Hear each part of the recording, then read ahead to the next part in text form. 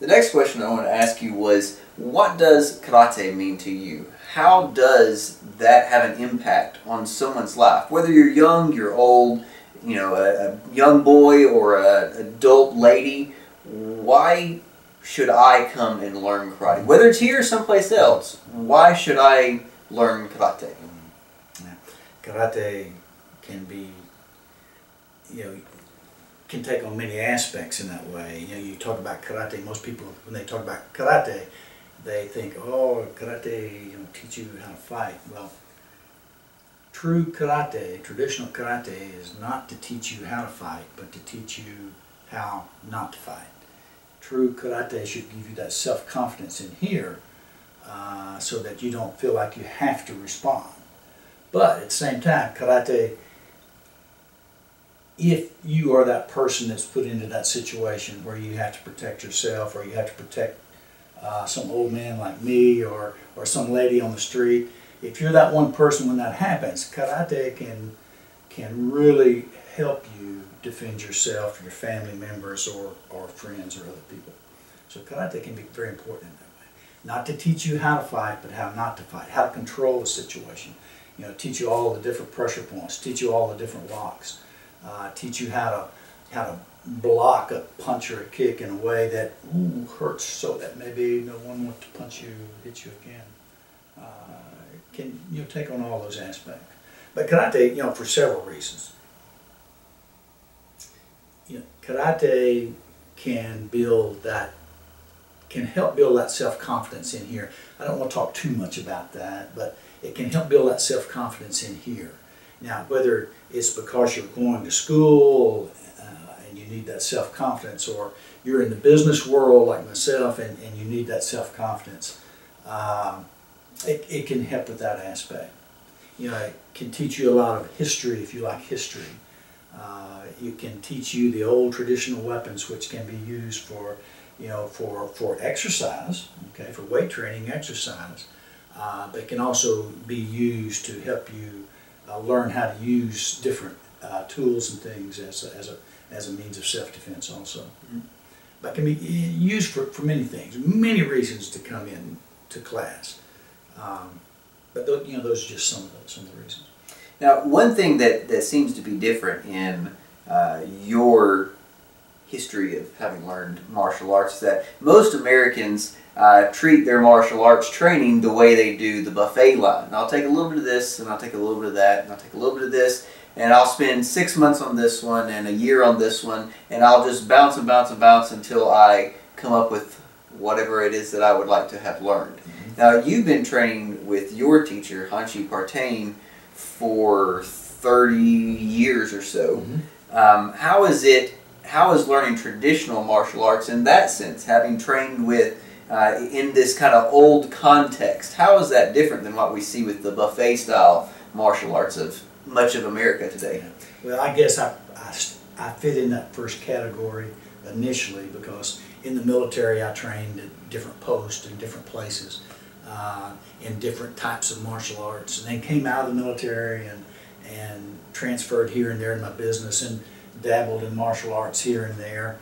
But in 1982, my sweet wife and I moved to Fort Smith, Arkansas, and it was then that I met the guy who's my teacher today. And I met him, attended his class, and quite honestly, I was just in such awe of the way he did things. I had never seen anybody teach the way he taught karate. And I was so inspired by that. It was so different. It was so unique. It was not flashy sport tournament, which is fine. There's a good place for that. But it was the things that I was looking for in karate. It was traditional. It was the actual street application on things. And it was controlling rather than being offensive. But the way he did things, and the knowledge, the depth of knowledge and expertise that he had, inspired me to try my very best to emulate him on the floor. And so I've been trying to emulate him for 30 years now, 30 plus years now. But I began training with him. He at the time was training with Master Fusei Kisei from Okinawa, and before that, as Master Kisei trained with Master Soken My teacher got to train with Master Salkin at the same time. But, you know, I've had many black belts from different styles come and say, well, why don't you come train? But I think, oh, there is so much my teacher knows that I don't know, that I'm trying to learn and trying to emulate, that why would I want to go someplace else? Why would I want to try to learn something else? But our system is a traditional, it's a street type, street effective style.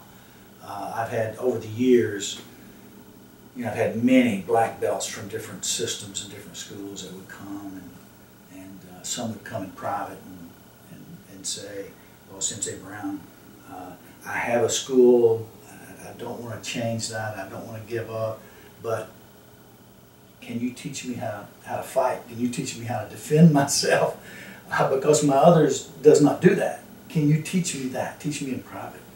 I had a lot of black belts come and say, you know, I'm doing this at my school, but I want to learn the weapons. I have no way of learning the traditional Kubudo weapons. And so there's just so much to learn, so much for me to learn yet, that there's no reason for me to muddy the water someplace else. And you see that in many different styles, where there are such depth to the teaching that when you find, well, no matter what the style is, when you find that teacher that you want to spend the rest of your life training with, the rest of your life emulating, there's no reason to keep looking at that point. Now, that doesn't mean one martial arts is better than another one, or even that they're in competition with each other, but it's really that finding that teacher that is teaching what you're looking for, and that has the ability to continue for you to continue to train with them for years to come. The ability that you can continue to learn. Yeah, I think all styles of martial arts are good. In their context, in their context. I think most teachers are very good. There's some very good martial artists out there. But if you're looking for a school to be a part of, I think you need to look very close at what's being taught. I think you need to look very close at the heart of the teacher that's teaching, and go to a few classes and see, is this someplace that I feel comfortable? Is this someplace that I want to be 10 years from now? Is this a man that I would want my son to emulate? And not that I'm a good man to emulate, that's not what I mean at all. But yeah, I think as you look for a school to be a part of, then does that teacher have the character qualities that you feel that are important to you? And does that teacher have the abilities and the techniques and things that can keep you learning step by step, you know, many years down the road? I think karate should be taught in a way that if a man's wife is going to that class, that he has no concern about his wife going to that class, or his daughter being in that class, or his son being in that class. I think it needs to be a safe place, and you do that by going a few times and seeing really what the heart is of the person who's teaching.